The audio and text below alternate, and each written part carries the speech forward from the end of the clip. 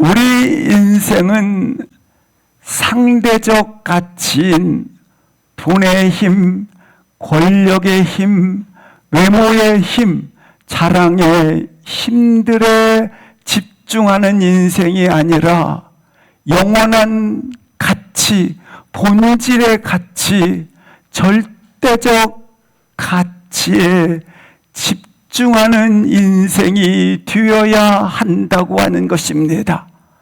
이 본질의 가치로부터 듣고 보고 느끼는 것에 의해서 걸어가는 인생길이 되어야 한다라는 것입니다. 왜냐하면 이 본질의 힘을 가질 때에 변화하는 모든 것에 대처할 수 있는 능력을 가지기 때문에 그렇습니다. 바로 이것이 본질의 힘이 되는 것입니다. 이는 우리 영혼에 있어서도 마찬가지입니다. 세대가 변하고 시간이 흐르고 시대가 변한다 할지라도 변하지 않는 삶의 가치, 그것은 바로 하나님의 말씀이 되는 것입니다. 풀은 마르고 꽃은 시드나 우리 하나님의 말씀은 영원하도다. 천지가 없어지기 전에는 하나님의 말씀은 1.1익도 아버지 놀랍게 그가 이루시리라.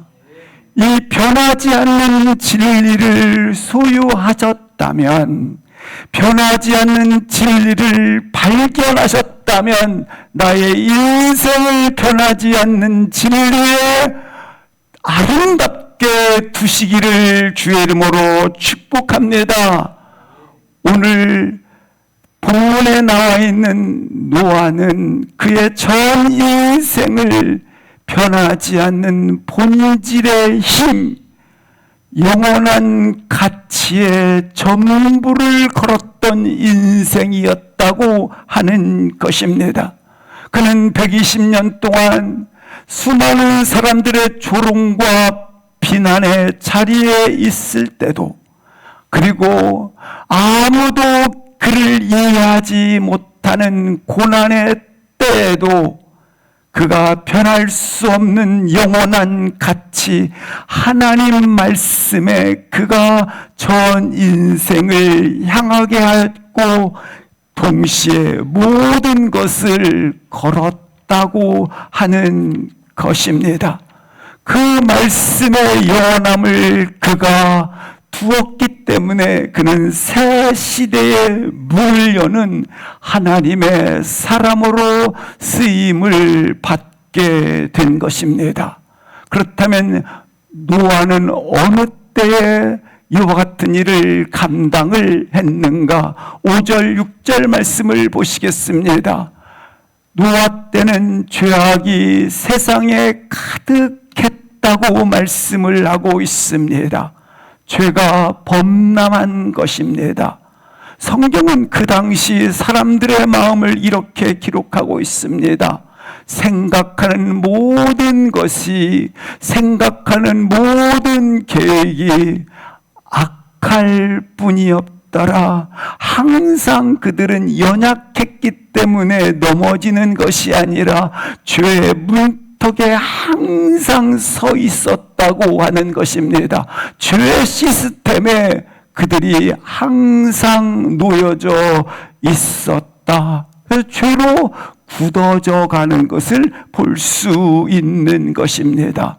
죄악이 그들 인생의 설정값이 된 것입니다. 죄악이 그들의 생각이고, 죄악이 그들의 행동이고, 죄악이 그들의 인생의 내용이 되었다고 하는 것입니다.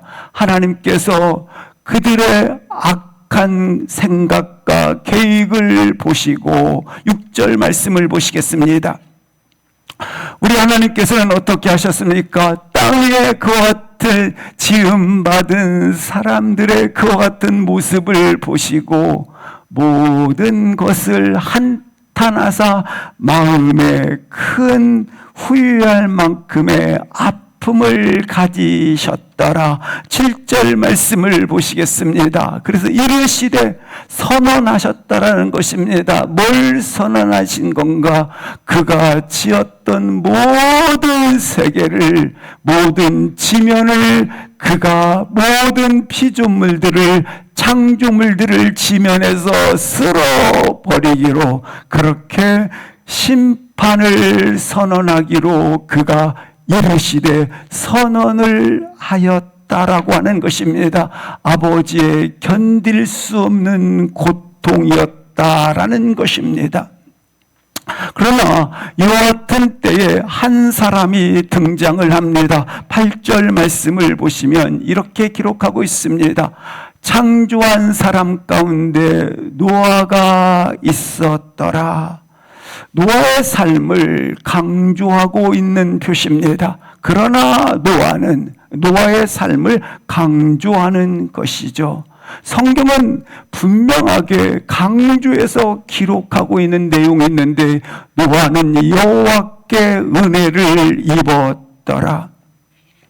죄가 관영했던 타락한 시대의 한복판에서 어떻게 새로운 시대의 문을 여는 그와 같은 사람이 되었는가? 오늘 본문에 노아는 여호와께 은혜를 입었더라. 새로운 시대의 문을 여는 준비된 한 사람이 있었는데 무엇으로? 은혜로 말미암아 말입니다. 은혜로 새로운 시대를 문을 여는 그와 같은 준비된 사람 노아는 어떤 사람이었는가? 2절, 9절 말씀을 보시겠습니다. 노아는 의인이요 당대의 완전한 자요 하나님과 동행하는 자였더라. 그렇습니다. 노아는 은혜로 인하여 이와 같은 당대의 완전한 자, 의인, 하나님과 동행하는 자로 가능한 그러한 삶을 살았더라 말씀을 해주고 있는 것입니다. 따라서 우리 가운데 가장 필요하고 중요한 절실하게 바라는 한 가지가 있습니다. 8절에 나와 있는 것처럼 바로 하나님의 은혜를 얻는 것, 받는 것, 하나님의 은혜를 소유하는 것 말입니다. 여호와께 은혜를 입었더라. 그 다음에 여호와께 은혜를 입었다라는 말은 무슨 말입니까? 우리로부터 수고하는 모든 수고의 시작점들은, 최선의 수고들은 실상 우리로부터 시작된 수고의 최선의 삶들은 실상 그것들은 어떤 결과를 가져왔어요? 1절부터 7절까지 하나님 보시기에 뭐했도다 고통을 가져왔어요. 그러나 노아는 하나님으로부터 시작된 은혜의 삶으로 시작되었더니라는 얘기예요. 사랑하는 성도 여러분, 우리 삶이 나로부터 시작된 수고의 삶이 아니라 나의 삶이 하나님의 은혜로부터 시작된 은혜의 삶이 되시기를 주의 이름으로 기도합니다. 그 은혜의 삶은 9절처럼 훨씬 더 완전한 삶, 훨씬 더 의인의 삶, 위대한 삶이 된다라고 하는 것입니다.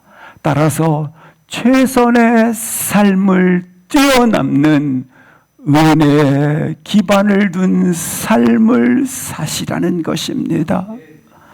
우리 인생을 이 은혜의 기초 위에 두시는 것입니다. 그렇다면 왜 불공평하게 노아만 그 은혜를 입게 되었단 말인가? 노아가 하나님의 은혜를 입은 자라는 이 표현을 직역을 하면 이런 뜻입니다. 하나님의 눈 속에서 은혜를 발견했다라는 겁니다. 하나님의 눈 속에서 은혜를 찾았다라는 말씀입니다. 죄악이 이처럼 범람하는 그 가운데 하나님을 경외하는 한 사람, 그 사람은 어떤 사람이었는가? 하나님의 눈 속에서 은혜를 찾는 사람, 발견하는 사람이었다고 하는 것입니다. 이것은 항상 노아는 하나님을 향하여 시선을 두었다고 하는 것입니다. 은혜란 모두에게 주어져 있는데 놀랍게 은혜를 받았다라는 것은 은혜를 찾는 자, 은혜를 발견하는 자가 되었다라는 거예요. 은혜를 찾는 자, 은혜를 발견하는 자 말입니다.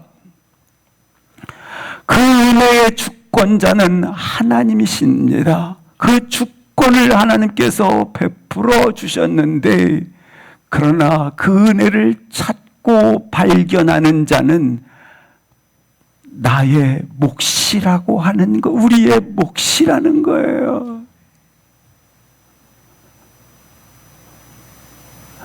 내가 수고했으니 내 몫을 먹고 사는 것 당연하지만 우리는 그것을 뛰어넘어 은혜의 기반을 둔 삶의 기초를 두고 살아갑니다. 여기 보니까 은혜를 발견했다라는 말, 찾았다라는 말은 무슨 말이냐면 가치를 안다라는 거예요. 어떤 사람은 다이아몬드를 예전에 그랬던 것처럼 그냥 놀이하는, 그 담아치기 하듯이 담아치기 하는 그런 도구로 쓰기도 했어요. 그러나 영국인들이 그곳에 들어가서 다이아몬드의 진주의 가치를 알았을 때에 그것을 빼앗고 취하고, 그리고 그것을 그들의 옷자락을 던져주며 그것을 강탈해 간 적이 있었어요. 그처럼 은혜의 가치가 있는 것을 발견하고 찾는 것을 말하는 것입니다. 그런데 어떤 사람은 그 가치를 나의 유일한 단 하나의 아름다운 것으로 보는 사람이 있고, 어떤 사람은 모호한 가치로 보는 사람이 있고, 어떤 사람은 의미 없는 것으로 보는 사람이 있었는데, 오늘 노아는 놀랍게 하나님 주신 그 은혜를 찾는 사람, 발견하는 사람으로 그 가치를 알았다라는 거예요. 노아가 하나님의 은혜를 입을 수 있었던 이유는 노아만 그 시대에 그 은혜의 가치를 아는 자였다. 그 은혜를 주님께서 주셨는데 주신 자의 이 은혜를 찾는 사람, 발견하는 사람, 그게 노아였다라는 거예요. 사랑하는 성도 여러분, 우리 가운데 은혜를 주셨습니다. 자녀라는 은혜, 영원한 부활의 은혜, 우리 가운데 영원토록 우리 가운데 하나님께서 너는 나의 백성이라고 하는 그와 같은 하나님의 놀라운 은혜들을 주셨어요. 우리 가운데 이성의 가치도 주었고, 물질의 가치도 알고 있고, 돈과 권력과 경험의 가치를 다 다 우리는 이것에 대해서 몰입하고 전부를 영혼까지 끌어모아서 이 가치들을 사려고 합니다. 근데 하나님이 주신 은혜를 혹시 나도 영혼의 전부를 끌어모아서 몰입하고 전 존재를 동원해서 사모해 보신 적은 있으신지요? 오늘 노아처럼 말입니다. 노아는 하나님이 주신 그 은혜를 온전히 자신의 전 존재를 다 집중해서 찾고 발견한 자가 되었다라는 거예요. 은혜를 모르면 기도할 필요가 없어요. 그러나 은혜를 알기 때문에 자꾸 그 은혜를 사모해서 기도의 자리로, 예배의 자리로 그 은혜를 알기에 날마다 말씀의 자리로 몰입되고 전 존재를 드릴 수밖에 없다고 하는 것입니다. 오늘 우리 주일 예배가 나의 전 존재를 주신 은혜를 발견하고 찾기 위한 전 존재의 몰입과 드려짐이 되기를 주의 이름으로 축복합니다. 오늘날 수많은 사람들은 상대적 가치에 그들이 획득하기 위해서 자신의 영혼까지 팔아서 숭배하고 그리고 차지하기 위해서 드려지고 있습니다. 그것보다 더 본질적인 가치, 영원한 가치인 이것이 우리 가운데 은혜로 주어졌는데 주어진 것으로 끝나는 것이 아니라 오늘 노아처럼 발견하고 찾아지기를 주의 이름으로 축복합니다. 아멘. 노아는 죄악이 관영하던 시대조차 하나님을 향한 시선이 있었어요. 그리고 그 시선 속에서 오늘 본문처럼 은혜를 찾는 사람, 발견하는 사람이었다고 하는 것입니다. 이 은혜를 발견했다라는 말은 주님과 친밀한 교제, 인격적인 만남, 따라서 주님과 친밀한 교제와 인격적인 만남을 통해서 주님이 날 사랑하심이 얼마나 큰지, 날 구원하시고자 하는 120년 후에 있을 구원의 은혜가 얼마나 그 계획이 아름다운지를 그가 깨닫게 되는 거예요. 주님과 교제하면서 사랑하는 성도 여러분, 이 시간 나의 인생을 바로 이 은혜 위에 세우세요. 나의 최선을 뛰어넘는 은혜 위에 나의 인생을 두시기를 주의 이름으로 축복합니다. 아멘. 나로부터 시작된 모든 수고들은 놀라운 것들을 가져올 듯 하지만 이것은 상대적 가치에 불과한 것입니다. 이걸 넘어서 하나님으로부터 오는 은혜의 터 위에 서셔서 걸어갈 수 있기를 주의 이름으로 축복합니다. 이 노아의 믿음의 특징 중에 히브리서 11장 7절을 합독하시겠습니다. 17장 시작. 믿음으로 노아는 아직 보이지 않는 일에 경고하심을 받아 경외함으로 방지를 준비하여 그 집을 구원하였으니 이로 말미암아 세상을 정죄하고 믿음을 따르는 의의 상속자가 되었느니라. 믿음으로 노아는 아직 보이지 않는 일에 경고하심을 받았다라고 말씀해 주고 있습니다. 오늘 두 번째 이 노아의 믿음의 특징은 보지 못하는 것을 믿음으로 보았다라고 하는 것입니다. 보지 못하는 것을 믿음으로 본 것입니다. 여기서 보지 못했다고 하는 이 경고하심은 뭘 이야기하느냐면 미래의 시간의 지점을 끌어당겨서 미래의 시간들을 보지 못했다란 얘기가 아닙니다.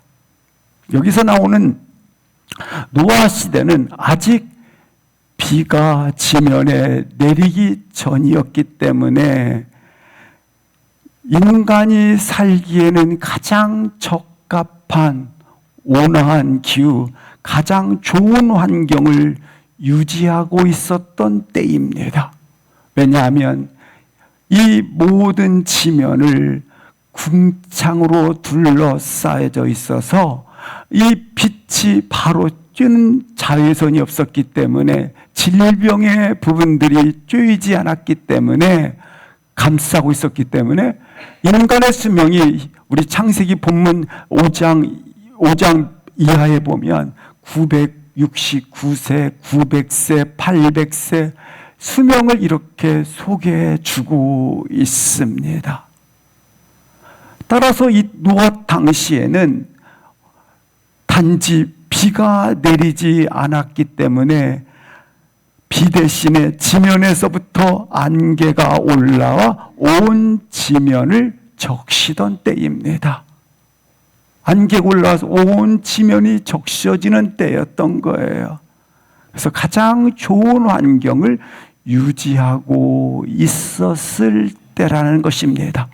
그래서 결국 풍랑, 폭우, 풍파, 바람, 해일, 이와 같은 지진 이런 현상들은 경험하지 못하던 때라는 것입니다.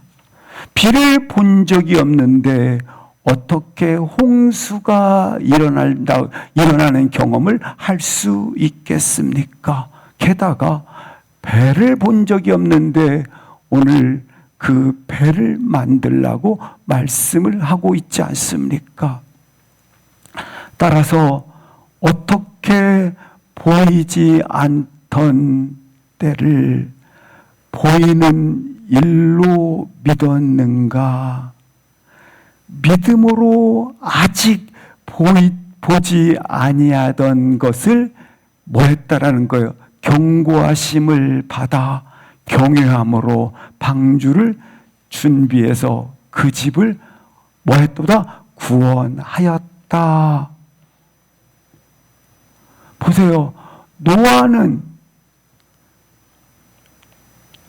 명한 그 말씀이 한 번도 경험된 적이 없었고 눈으로 볼 수 없는 일이었으나 오늘 보는 것처럼 믿어 방주를 준비하였다고 하는 것입니다. 그렇습니다. 이게 믿음이에요. 한 번도 내리지 않은 비를 그가 믿었어요. 그래요. 중요한 것은 한 번도 비를 내리지 않은 것을 그가 믿었던 것은 하나님의 말씀을 믿은 것이지 경험한 것을 이성으로 또한 분석해서 믿은 것이 아니라는 거예요.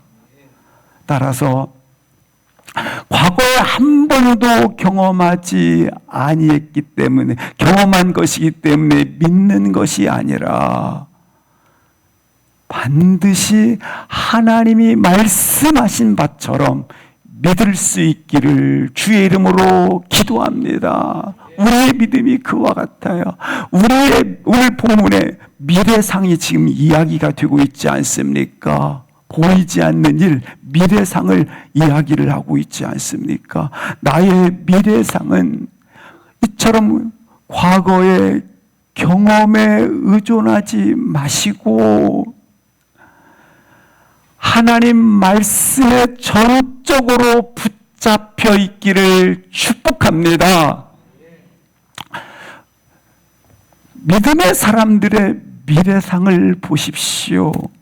나의 미래를 논하면서 나의 실패했던 과거, 나의 어떤 경험, 여기에 의존하지 마시고 전적으로 나의 미래상을 어디에 두라? 하나님 말씀에 두시기를 바랍니다. 하나님 말씀이 이렇다면 이런 거예요. 보십시오. 지구상에 단 한 번도 내리지 않던 그 비. 근데 하나님께서 말씀하셨어요. 120년 후에 홍수가 나리라. 그래서 미래상은 홍수가 되는 시간이에요. 뭐 때문에? 하나님 말씀 때문에. 지금 그들은 일상의 삶을 끝이 없는, 막 900세까지 사니까 일생은 그냥 끊임없이 반복적으로 900년 산다, 1000년 산다, 아니 영원히 살 것처럼 일상들이 주어져 있었어요. 근데 하나님께서는 홍수로 심판하겠다, 전 인류를 다시 새 시대를 열겠다. 뭐가 말씀하셨어요? 하나님 말씀하신 바로 되지 않습니까? 마찬가지입니다. 사랑하는 성도 여러분, 미래는 말씀으로 믿는 것입니다. 미래는 말씀으로 여는 것입니다. 나의 실패로 나의 주어질 미래상에 발목을 잡지 마십시오. 나의 지금 경험한 것들로 내게 주어질 하나님의 미래의 말씀의 역사심이 나의 지금 이와 같은 한탄, 오늘 본문의 한탄이지 않습니까? 그 한탄의 발목이 잡지 않기를 나의 미래상이 말씀으로 이루어지고 말씀으로 열리는 것을 선언하시기를 주의 이름으로 축복합니다. 이 믿음이 없으면 있잖아요.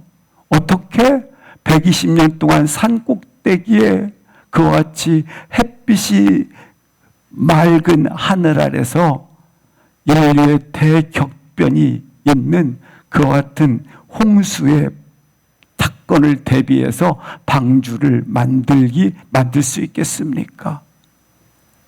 그들은 노아 시대 많은 사람들은 은혜를 발견하지 못했기 때문에 어떻게 삽니까? 오늘이에요. 그냥 반복적인 오늘로 사는 거예요. 시집가고 장가가고 그리고 먹고 마시고 보는 가치관에 따라 사는 거죠. 보이는 대로 사는 가치관 말이죠.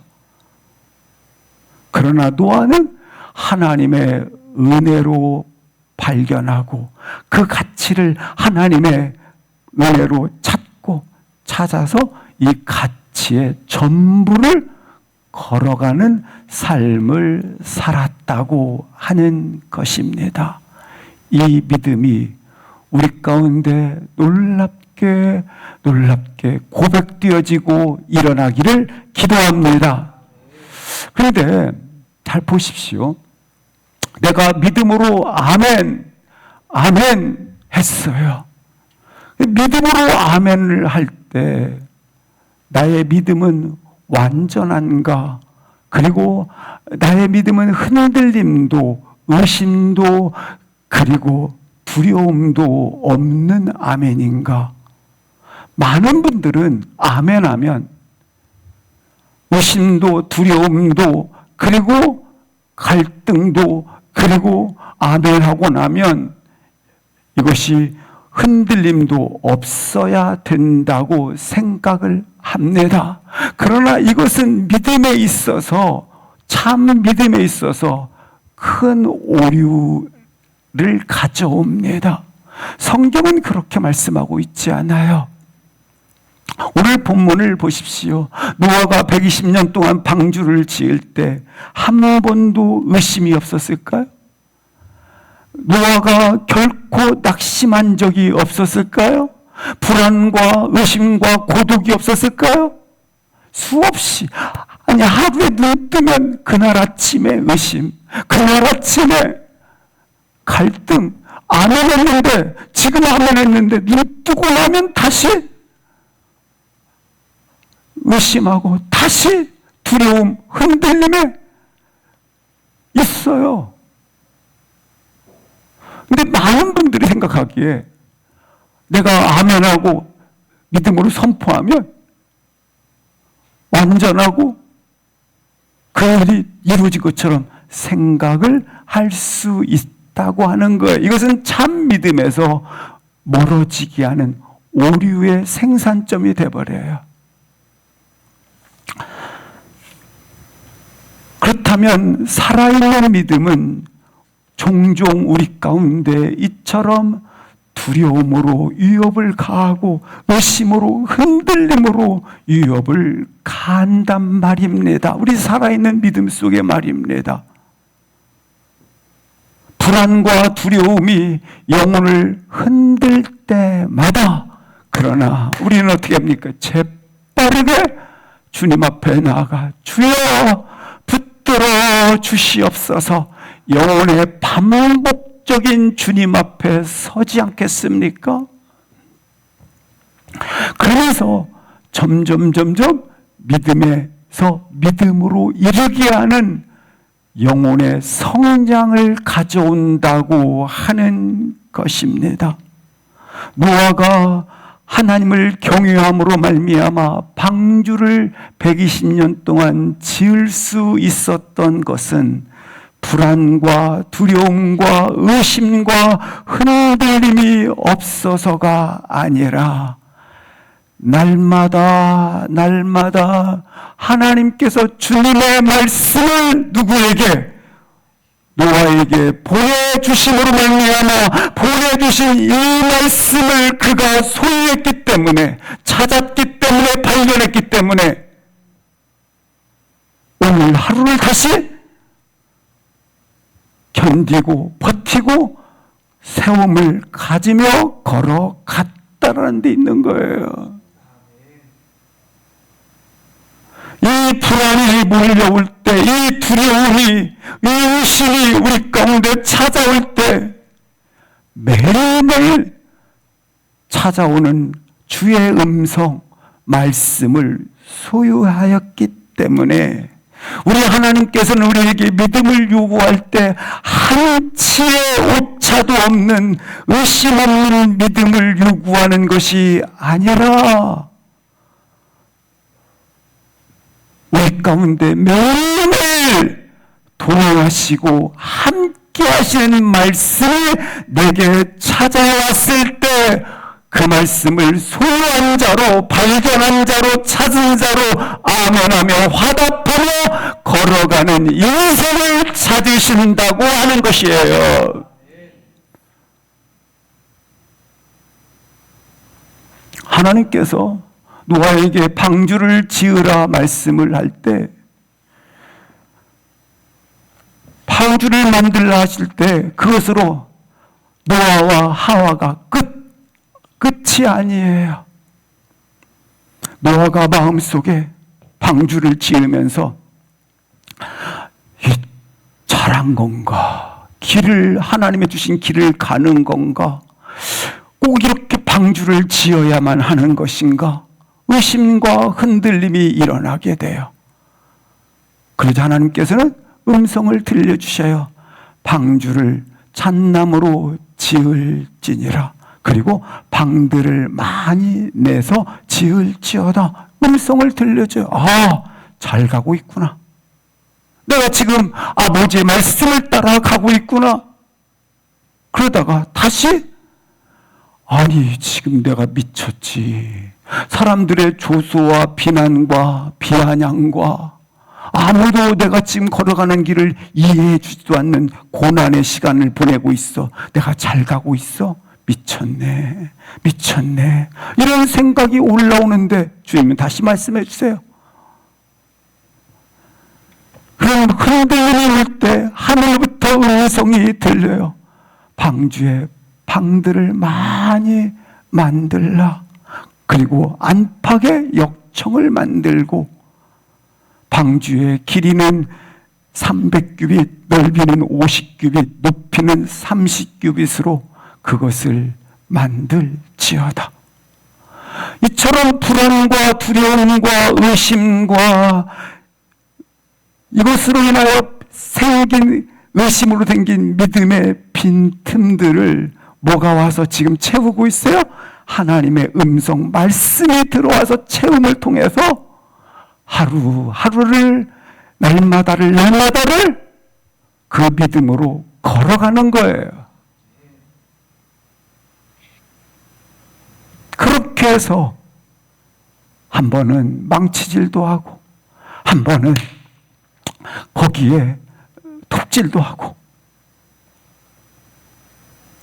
그래서 노아가 실상은 120년의 시간은 고생의 시간이 아니라 이처럼 하나님의 음성을 듣고 아뢰고 매일매일 하나님과 교제하는, 인격적으로 만나는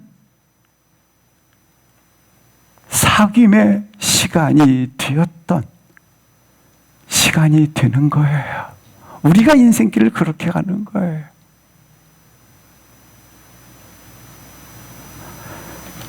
우리가 가야 할 믿음의 길도 이와 같은 거 아니겠어요?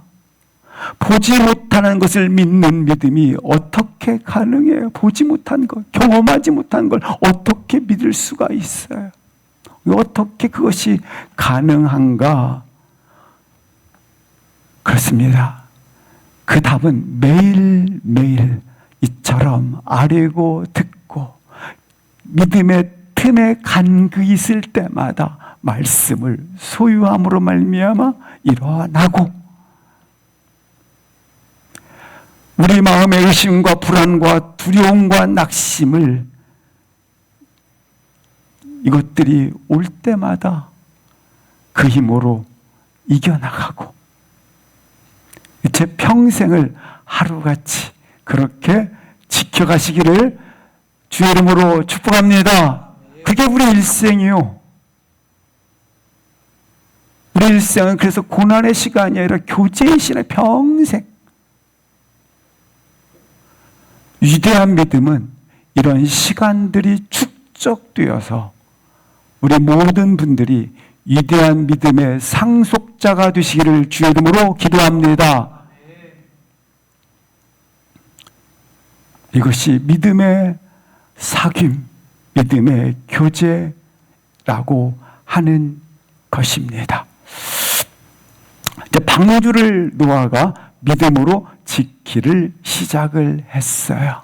근데 하나님께서 노아에게 말씀하신 방주들의 주신 특징을 보면서 여기에 담긴 하나님의 아름다운 계시들을 보도록 하시겠습니다. 먼저 14절 말씀을 보시겠습니다. 첫 번째, 너는 고페르나무로 방주를 만들라 말씀을 하셨습니다.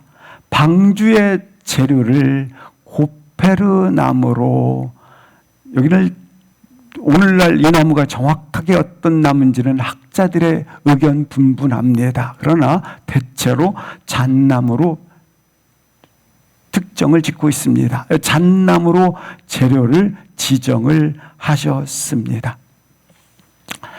그리고 방들에 많은 방들을 만들라 이렇게 말씀을 하셨어요. 쉽게 표현하면 어원이 같기 때문에 직역하면 속죄라는 단어를 사용했기 때문에 속전으로 속죄하다라는 것을 말하는 것입니다. 속전으로 속죄하는 것을 칭하고 있습니다. 노아의 방주를 만들 때 안팎을 역청으로 칠하라. 그래서 역청은 그때 보혈을 상징하고 있기 때문에 세속의 물결, 죄악의 물결이 범람해서 침범에 들어올 때에, 물결을 치며 들어올 때에 구원의 방주에 들어오지 못하도록, 침범하지 못하도록 그리스도의 보혈로 안팎을 칠하라라고 하는 것입니다. 이 시간 우리 영혼과 우리 삶과 우리 살아가는 가정들 속에, 우리의 삶의 모든 터전 속에 다시 한번 안팎으로 이스라엘 백성들이 좌우 문인방과 문설주에 이처럼 그리스도의 보혈로 덮었던 것처럼 그리스도의 보혈로 칠해지고 덮여지고 부어지고 그리스도의 보혈로 아름답게 그와 같이 적셔지기를, 보듬어지기를 주의 이름으로 축복합니다. 우리의 모든 삶의 자리마다 말입니다. 왜냐하면 이 보혈로 칠해질 때에 모든 죄악이, 모든 재앙들이 침범할 수 없기 때문에 이 시간 당신의 시작점과 끝점, 당신의 모든 것들 속에, 모든 영역 속에 그리스도의 보혈로 덮어지기를 축복합니다. 두 번째 방주의 특징이 15절에 이렇게 기록되어 있습니다. 규빗은 이러하니 길이, 넓이, 높이입니다. 안정성을 위해서 이 배가 뜰 수 있는 그 같은 유일한 이 치수의 조화, 정확성을 말하고 있는 것입니다. 이 비율이 아주 정확하다라는 것입니다. 이만한 배는 우리 세계 역사 속에서도 결국 1843년 얼마 전에서나 이 배를 띄울 수 있는 그와 같은 이성적인 힘으로 가졌다고 이야기를 하고 있습니다. 어떻든 중요한 것은 하나님의 지혜를 통해서 주시는 이와 같은 인간의 아름다운 수고함들이 균형을 가지는 것을 말하는 것입니다. 하나님의 아름다운 지혜가 우리 가운데 임할 때에 이와 같은 최선의 수고가 우리 가운데 있기를 기도합니다. 세 번째 16절 보시겠습니다. 이 방주의 세 번째 특징은 같이 한번 읽겠습니다. 시작. 거기에 창을 내되 위에서부터 한 규빗에 내고 그 문은 옆으로 내고 상중하 3층으로 할지니라. 축구장만한 크기의 그 방주는 유일하게 창은 단지 하나였는데 어디에 창을 내느냐고 소개하고 있는데 위에서 한 규빗에 내고 한 규빗 그렇습니다. 방주의 상판의 맨 위에서 50cm 아래에 만들라라고 하셨습니다. 왜냐하면 그곳에서 빛과 공기를 받아들일 수 있는 창을 내라는 것입니다. 이 창문을 통해서만 하늘을 볼 수 있게 한 것입니다. 만약에 이 창문을 아래나 옆에 창문을 냈다고 한다면 하늘을 볼 수 없고 단지 뭐만 볼 수 있겠습니까? 죽음의 망망대해만 열려 있기 때문에 산도 나무도 꽃도 볼 수 없는 그와 같은 어찌 보면 수많은 날들이 계속 볼 수 있는 것들은 죽음과 사망과 심판만 보았기 때문에 오히려 심한 공포심만 느낄 수밖에 없었을 것입니다. 근데 하나님께서는 오늘 노아를 통해 어디를 향해 창문을 내라고요? 하늘을 향해 창문을 내주셨다고 하는 것입니다. 방주 안에 있을 때에 두려움, 공포, 외로움, 막막함, 슬픔 이런 것들이 방주 안에 있을 때 찾아올 때마다 어디를 보라는 거예요? 창문을 낸 하늘을 보라는 것입니다. 노아에게 영혼의 창문이 하늘을 향해 있었던 것처럼 우리 가운데 동일하게 이와 같은 두려움, 외로움, 공포, 그리고 슬픔이 찾아올 때마다 망망한 대에 떠 있는 것처럼 그와 같은 상황이 올 때마다 열린 하늘의 창문을 향하여 주의 얼굴을 볼 수 있기를 주의 이름으로 기도합니다. 그러기 위해서는 때로는 현실의 눈을 감으셔야 돼요. 그래야 현실의 눈을 감고 있어야 두려운 그리고 인생의 슬픔 이 모든 것에 눈을 감아야 돼요. 계속 열린 영혼의 창문인 하나님의 얼굴을 보세요. 그러면 오늘 현실의 눈을 떠서 두려움, 공포, 망망, 대에서부터 찾아오는 이와 같은 모든 상처들이 눈을 감고 열린 창문을 통하여 하나님의 얼굴을 볼 때마다 그가 역사할 것이고 길을 내실 것이고 강을 내시기 때문입니다. 그러므로 열린 창문의 영혼을 통해서 하나님의 얼굴을 보실 수 있기를 축복합니다.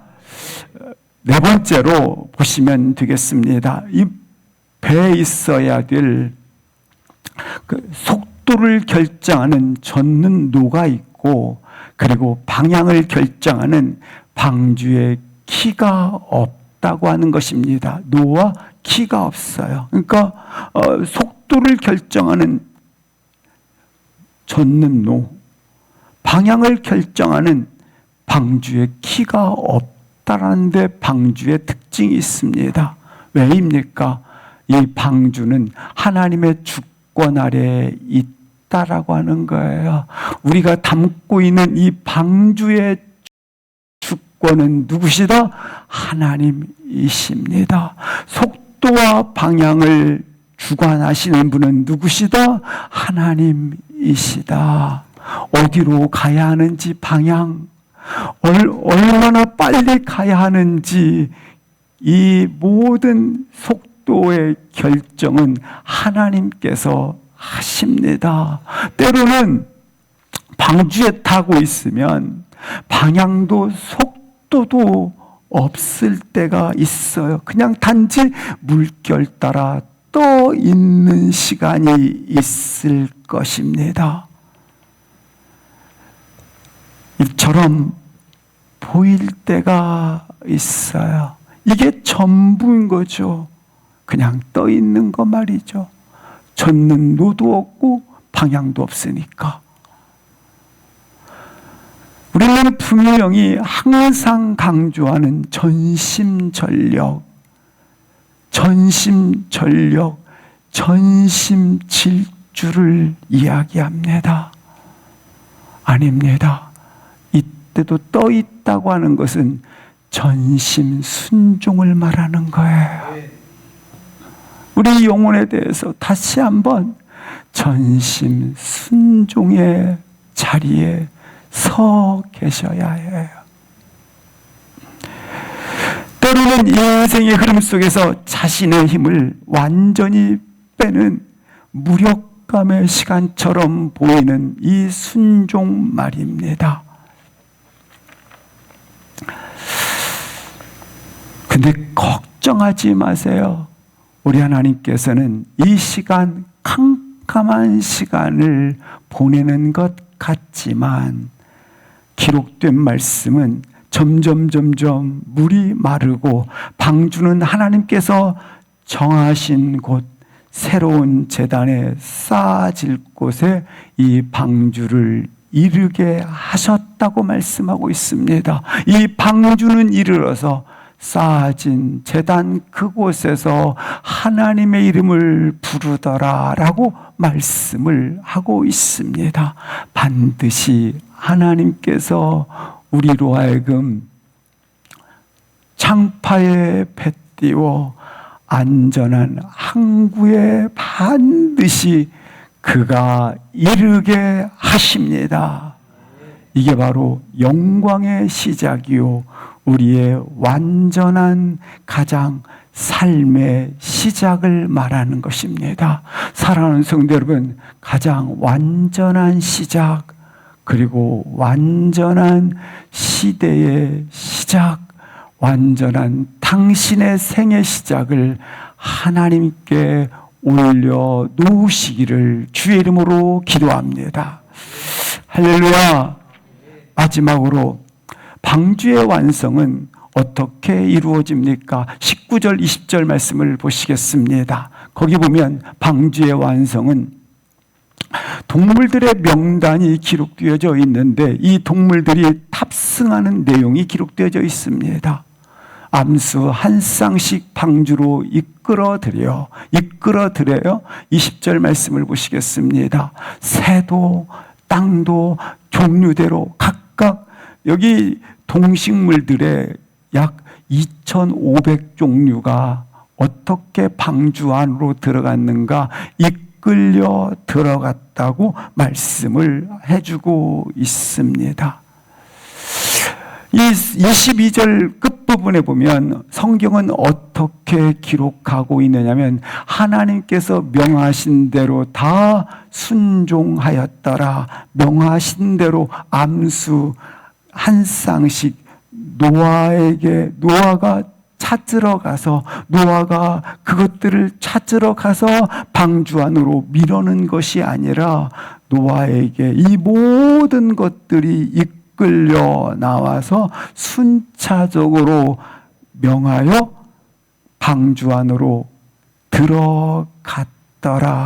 이렇게 탑승을 이야기를 해주고 있습니다. 살아있는 모든 동물들이 이렇게 이끌려 들어간 것입니다. 하늘의 새조차도 말입니다. 이렇게 이끌려 방주 안에 들어간 배후에는 누가 일하신 것입니까? 하나님이 일하신 것입니다. 하나님이 하신 것입니다. 사랑하는 성도 여러분, 방주에 무엇을, 나의 인생의 방주에 무엇을 태우시겠습니까? 물질도 가져가고 싶죠? 가져가세요. 성공도 가져가고 싶죠? 가져가세요. 자랑할 것도 가져가고 싶죠? 가져가세요. 사람들로부터 인정과 칭찬도 가져가고 싶죠? 가져가서 탑승시키세요. 그런데 중요한 거 있어요. 인생의 방주에 주님께서 허락하신 이 모든 탑승객들을 사랑하는 성도 여러분, 탑승시키십시오. 모든 것을 태울 수 있는 축복이 있기를 저도 기도합니다. 그러나 제발 잡으러 다니지 마세요. 그것을 찾으러 다니지 마세요. 그걸 잡으러 다니면 안 돼요. 120년 동안 이것들을 잡으러 다녀서 탑승을 시킨다고 하는 것은 잠시 한 마리도 암수 한 마리 성경이 정결한 거예요. 잡아서 정결한지 다시 분석해서 살았네? 그거 넣겠어요? 한 마리도 못 넣어요.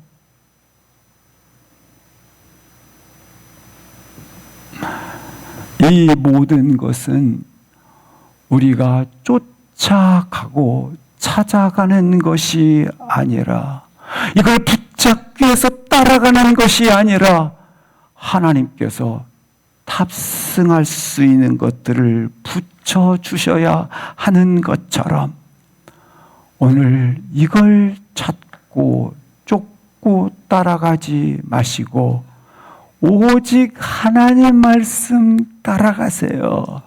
오직 하나님의 뜻을 쫓아가시기를 축복합니다. 아멘.